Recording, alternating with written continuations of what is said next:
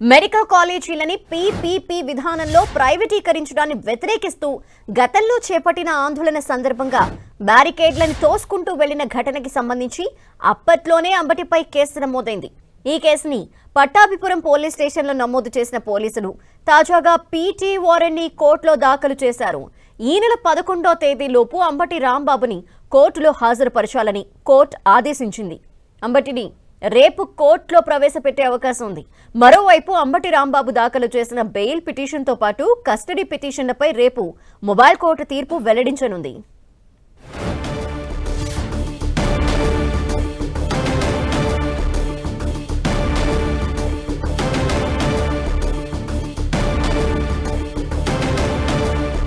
Ambati రాంబాబుపై PT warrant కి సంబంధించిన details మా ప్రతినిధి నాగరాజు అందిస్తారు. నాగరాజు, ధనలక్ష్మి, ఇప్పటికే మాజీ మంత్రి అంబటి రాంబాబు మీద కూడా ఇప్పటికే పలు స్టేషన్ లో కూడా కేసులు అయితే నమోదు చేశారు.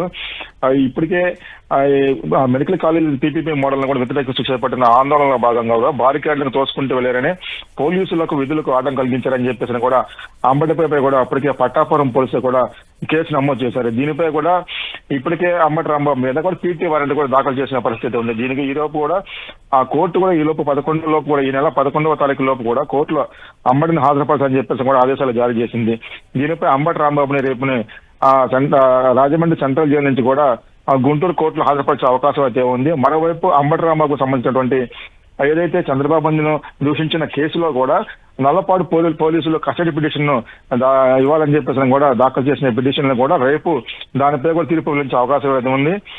దీనికి అంటే మరోవైపు అంబటి లాయర్లు ఎవరైతే ఉన్నారో ఆ లాయర్లకు సంబంధించినటువంటి అంటే లాయర్లు కూడా అంబటికి బెయిల్ పిటిషన్ మీద కూడా దాఖలు చేశారు. దీనికి కూడా రేపు విచారణకు వచ్చే అవకాశం ఉంది. దీని మీద కూడా రేపు తీర్పు వెళ్లించే అవకాశం అయితే మాత్రం ఉంది. అయితే అంబటి రాంబాబు మీద కూడా పీటీ వారెంట్ దాఖలు చేసిన నేపథ్యంలో కూడా రేపు రాజమండ్రి సెంట్రల్ జైలు నుంచి కూడా గుంటూరుకి పీటీ వారెంట్ మీద కూడా కోర్టులో హాజరుపరిచే అవకాశం అయితే ఉందని చెప్పేసి కూడా పోలీసులు చెప్తున్న పరిస్థితి ఉంది. అయితే ఇప్పటికే అంబటి రాంబాబు మీద పలు స్టేషన్లో కూడా ఇప్పుడు కేసులు అయితే నమోదైన పరిస్థితి అయితే ఉంది. ఈ రెండు కేసులు రేపటికి విచారణకు వచ్చే అవకాశం అయితే ఉంది. Dhanalakshmi. Okay, thank you Nagaraju.